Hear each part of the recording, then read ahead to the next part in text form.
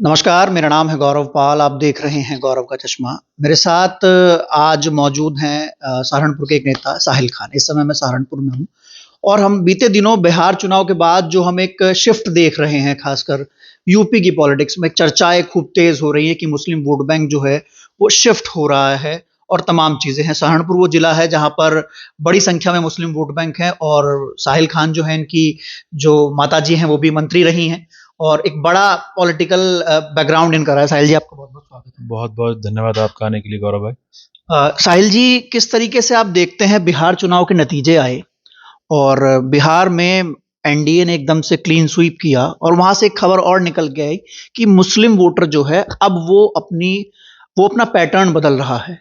वो देख रहा है कि जहाँ भाजपा नहीं हार रही, वो अपनी लीडरशिप को मजबूत कर रहा है। नहीं, क्यों नहीं करेगा? देखिए, हर समाज को भागीदारी भी मिलनी चाहिए और हर समाज का हक बनता है कि वो अपनी आवाज़ उठाए। मुसलमानों की जहाँ तक है, बहुत लंबा टॉपिक हो जाएगा, लेकिन मैं शॉर्ट में ही कहूँगा इसमें। सच्चर कमेटी की रिपोर्ट आई, रंगनाथन की आई, बहुत सारी इस तरह की कमेटीज़ की रिपोर्ट आई है, लेकिन उसको इम्प्लीमेंट नहीं किया गया ग्राउंड के ऊपर। अगर किया जाता तो मुसलमानों की ये हालत ना होती।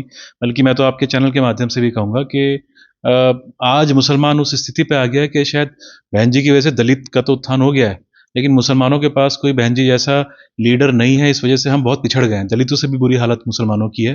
हमारी कहीं से कहीं तक कोई भागीदारी नहीं है।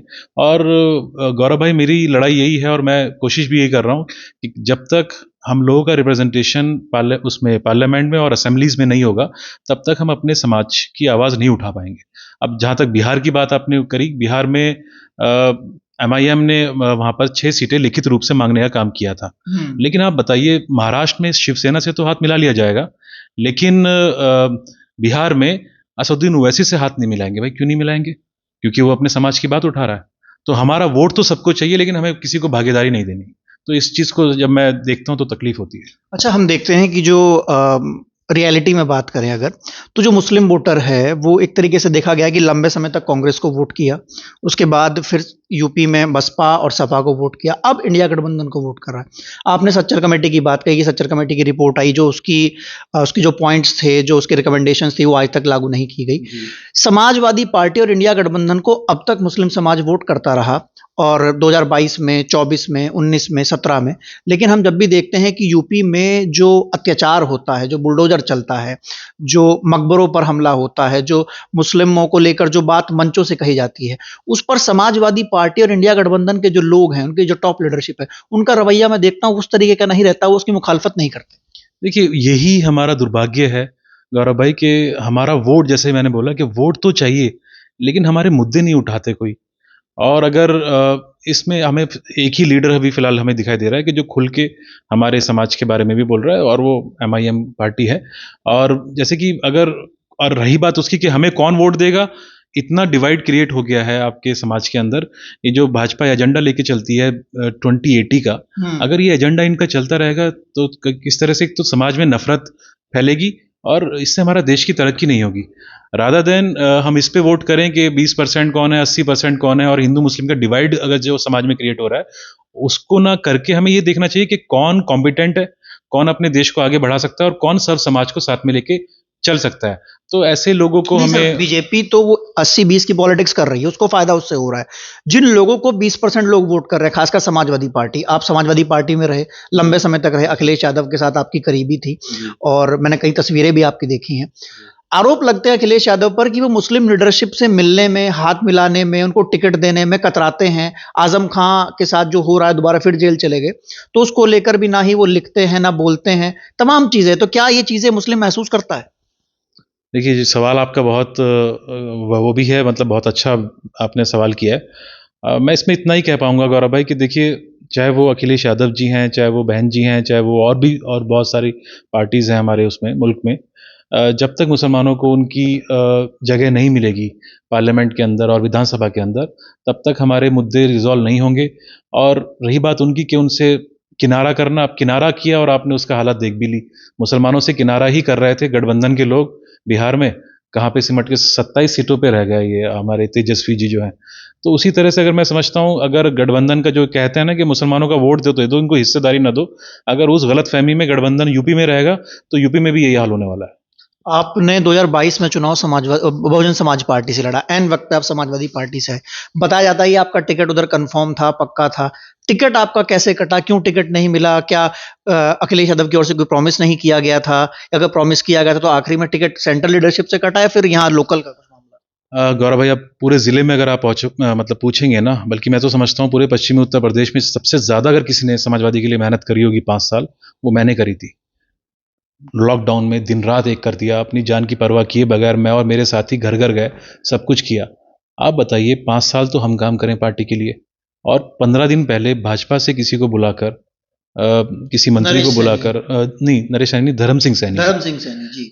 उनको बुलाकर टिकट दे दिया जाए, तो आप बताइए कार्यकर्ता को कैसा महसूस होगा। और उसके बावजूद फिर जब बात भी नहीं करते, जो मतलब जिसके लिए हम काम कर रहे हैं, अगर वो बुला के कंधे पे हाथ ही रख दें, तब भी चलो हम सोच लें कि भाई कुछ सियासी हिकमत अमली होगी, उसकी वजह से ये फैसला लिया गया। लेकिन बहुत तकलीफ हुई थी, और उस वक्त बहन जी ने मुझे सम्मान दिया था, उसका मैं उनका हमेशा आभारी जब हूँ। आपका टिकट कटा तो आपकी बात उसके बाद अखिलेश यादव से हुई? आपने पूछा कि मेरा टिकट क्यों काटा गया? मैं तो 5 साल से मेहनत करा। धर्म सिंह सैनी 2 महीने पहले आए, उनको उनको टिकट दे दिया गया।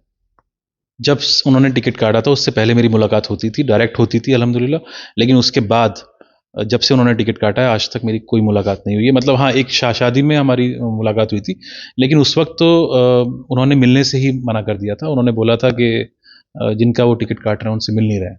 अच्छा, एक सवाल और है। अभी हाल ही में बहन जी जो हैं, वो बसपा मुस्लिम भाईचारा कमेटी बना रही है और बहन जी ने अभी 9 अक्टूबर की रैली के बाद काफ़ी एक्टिवनेस दिखा रही हैं। उन्होंने एक बात बोली है अभी मुस्लिम भाईचारा बैठक में कि अगर भाजपा के ज़ुल्म अत्याचार को ख़त्म करना है और भाजपा को हराना है, तो इंडिया गठबंधन को वोट ना देकर बसपा को वोट दें, क्योंकि बसपा ही भाजपा को हरा सकती है। आप इस बात को कैसे देखते हैं? ग्राउंड पर कैसे देखते हैं और एक नेता के तौर पर कैसे देखते देखिए, इसमें कोई दो राय नहीं है कि बहन जी ने दलित समाज को इकट्ठा किया हुआ है, उनके अधिकारों की लड़ाई लड़ी है। और इसमें भी कोई दो राय नहीं है कि जब 2022 के जो चुनाव थे, उसमें मुस्लिम रिप्रेजेंटेशन भी बहन जी की तरफ से बहुत दिया गया था। हैं? ये मुस्लिम समाज को भी समझना होगा कि कौन सी ऐसी पार्टी है, खाली मैं किसी एक पार्टी के लिए, क्योंकि मैं इंडिपेंडेंट हूँ, मैं किसी पार्टी में नहीं हूँ, तो मैं उस तरह से नहीं बोल सकता कि भाई किसी पार्टी की लाइन पे बोलूँ मैं। लेकिन जो हक और सच बात है गौरव भाई, मैं आपसे आपके चैनल के माध्यम से बोलना चाहूँगा कि जो पार्टी, चाहे वो बसपा है चाहे वो कोई और पार्टी है, जो पार्टी आपको अधिकार दे रही है और आपको वो जरिया दे रही है कि आप जाके विधानसभा में अपनी आवाज़ उठाएं, तो उस पार्टी का हमें समर्थन करना चाहिए। लोकसभा में सबसे बेशक, ज्यादा टिकट जो थे बहन जी ने दिए थे मुस्लिम समाज के लोगों बिल्कुल को। दिए थे, लोकसभा में भी दिए थे और 22 विधानसभा में में भी भी दिए दिए थे, थे। 22 में भी दिए थे। तो आप क्या तो इसमें कमी मानते हैं कि मुस्लिम समाज ने भाजपा को हराने के लिए एक तरफा सपा को चुन लिया और बसपा को दरकिनार कर दिया इतने बड़े रिप्रेजेंटेशन के बाद भी? देखिए, मुझे नहीं लगता कि बहन जी के स्तर पे कोई परेशानी है। संगठन में मेरे ख्याल से बहन जी को, अब जैसे कि अब सुनने में आ रहा है मुझे, मैं तो क्योंकि पार्टी के अंदर हूँ नहीं, मुझे संगठन के लोगों के द्वारा निष्कासित कर दिया गया था चुनाव के वक्त। मुझे नहीं लगता कि बहन जी के पास ये बात पहुंची हुई थी। लेकिन मैं समझता हूं कि अगर संगठन पे बहन जी का थोड़ा सा और कंट्रोल हो जाएगा और वो संगठन के लोगों को देखें कि जिनका जनाधार है, जो ग्राउंड पे काम कर रहे हैं और जो सबको साथ में लेके चल रहे हैं, अगर ऐसे लोगों को टिकट मिलेगा और ऐसे लोगों को मान सम्मान मिलेगा, तो उसमें कोई शक नहीं है कि हो सकता है कि बहन जी दोबारा से मुख्यमंत्री बन जाए। अच्छा, चुनाव लड़ेंगे आप 2027 में? आप नहीं लड़ेंगे तो सियासी तौर पे खत्म हो जाएंगे गौरव भाई, आपके लड़ना। यहाँ कल बसपा के बड़े एक पूर्व एमएलसी और राज्यसभा सांसद मुनकाद अली आए थे, उसके बाद से एक चर्चा होने लगी है कि साहिल खान फिर से बीएसपी से लड़ सकते हैं। क्या इसको एक पॉलिटिकल मुलाकात मानी जाए? गौरव भाई, हम लोग जमीन पे काम करने वाले लोग हैं, और हम जो भी हमारा डिसीजन होता है हमारा खुद का नहीं होता, क्योंकि लोग हमारे से जुड़े हुए हैं और हज़ारों की तादाद में पूरी विधानसभा में जुड़े हुए हैं। तो हमारा जो डिसीजन होगा वो साथियों से राय मशवरा करके ही होगा। अब मेरे वालिद साहब का अगर चेयरमैनी का टिकट नहीं करता, तो सबसे बड़ी अगर ज़िले में जीत होती तो वो नकुड़ नगर पालिका से होती। मुश्किल से वो भी प्रशासन शासन के द्वारा मेरे वालिद साहब को हराया गया, लेकिन इंडिपेंडेंट खड़े हुए थे, मुश्किल से 400-500 वोट से हारे वो। अगर बसपा का टिकट रहता, उनकी बहुत बड़ी जीत होने वाली थी। तो वो भी बहन जी की गलती नहीं थी, वो भी संगठन के कुछ लोग थे जिन्होंने वो सब कराया, मुझे निष्कासित कराया, मेरे वालिद साहब को निष्कासित कराया, और हमें चुनाव इंडिपेंडेंट लड़ना पड़ा। वरना इसी तरह से, मतलब मैंने आपको एग्जाम्पल दिया है ये, अगर बहन जी इस पर थोड़ा सा कंट्रोल कर लेंगी कि कहाँ पर कौन लीडर है जो जिसका जनाधार है और जो ज़मीन से जुड़ा हुआ है, तो मैं समझता हूँ वो वाला समाज और बहन जी का समाज तो बहन जी से जुड़ा हुआ है ही, वो मिलके यहाँ पर सत्ता परिवर्तन उत्तर प्रदेश में मतलब कर यहाँ सकता से है। अगर किसी मुस्लिम लीडर को भी टिकट दिया जाए तो स्ट्रांग लीडरशिप देखी जाएगी, कौन मजबूत है कौन नहीं। जी, जी, बिल्कुल, बिल्कुल। वो देखना होगा, वो ऊपर लेवल, मतलब बहन जी को थोड़ा-सा वही मैं बार-बार इस एक चीज़ पे एम्फसाइज़ कर रहा हूँ कि बहन जी तक सबका पहुँचना मुश्किल है, लेकिन बहन जी का टोटल कंट्रोल ऐसा और ऐसे लोगों को ज़िम्मेदारी दें अपने संगठन में भी, जो पार्टी के प्रति वफ़ादार है और जो जिनका जो ये नहीं है कि हम कैसे अपना लाभ कर लें और कैसे पार्टी के कंधों पे चढ़ के, जिसमें पार्टी का तो नुकसान हो रहा है, लेकिन उनका पर्सनल फ़ायदा हो रहा है। ऐसे लोगों को बहन जी को थोड़ा-सा कंट्रोल करना होगा और ऐसे लोगों को जो पार्टी के प्रति वफ़ादार है, निष्ठावान है, उनको ज़िम्मेदारी अच्छा, देनी होगी। एक और नेता है आपके यहाँ सहारनपुर से, चंद्रशेखर आज़ाद, इस समय खूब वो क्षेत्र में हैं और 26 नवंबर को एक रैली भी कर रहे हैं और उनकी भी काफ़ी लोकप्रियता है मुस्लिम कम्युनिटी में। और अगर देखा जाए नगीना से वो चुनाव जीत कर आए तो उसके पीछे मुस्लिम कम्युनिटी का बड़ा हाथ है, क्योंकि यहाँ पर 60 से 70% मुस्लिम है। तो आपको क्या लगा चंद्रशेखर आज़ाद इस समय खासकर सहारनपुर की जो पॉलिटिक्स है, 7 विधानसभा सीटें, इसमें कैसे कंपैटिबल फिट होते हैं? देखिए, वो तो होता है क्योंकि वो यहाँ के ज़िले के हैं, इसी ज़िले से आते हैं और उन्होंने यहाँ पे बहुत सारा संघर्ष भी किया है। तो हर नेता का अपना जनाधार होता है, उसमें कोई दो राय नहीं है। और मैं समझता हूँ गौरव भाई, अगर हम ये समझें कि कोई हमारा प्रतिद्वंदी या किसी और पार्टी का कोई भी नेता कमज़ोर है, तो बहुत बड़ी सियासत में वो बेवकूफ़ी होती है। ओवर कॉन्फिडेंस का ही शिकार गठबंधन बिहार में हुआ, तो किसी भी नेता को कम आँकना मेरे ख्याल से बहुत बड़ी भूल होगी। अच्छा। तो ये थे हमारे साथ साहिल खान, जो कि सहारनपुर से हैं, नकुड़ विधानसभा से प्रत्याशी रह चुके हैं बसपा के। इनको निष्कासित कर दिया पार्टी से। कल मुलाकात इनके घर पर मुनकाद अली की, जो कि राज्यसभा सांसद और कोऑर्डिनेटर हैं पार्टी की, उनकी हुई। और सहारनपुर की सियासत आप देख रहे हैं, 7 विधानसभा सीटें हैं, अच्छा खासा दलित मुस्लिम समीकरण है। अब इनका कहना ये है कि बसपा के पास एक चांस है, समाजवादी पार्टी से नाराजगी है। देखना यह है कि किस तरीके से यहाँ पर सियासत का समीकरण बनता है और 27 का चुनाव किस तरीके से यहाँ पर होता है, क्योंकि सहारनपुर एक बहुत इंपॉर्टेंट जिला है और यहाँ की जो लोकसभा सीट है वो भी कांग्रेस के पास है। तो आपकी बातचीत कैसी लगी हमें लिखकर जरूर बताइएगा। तब तक के लिए चलते हैं, धन्यवाद, नमस्कार।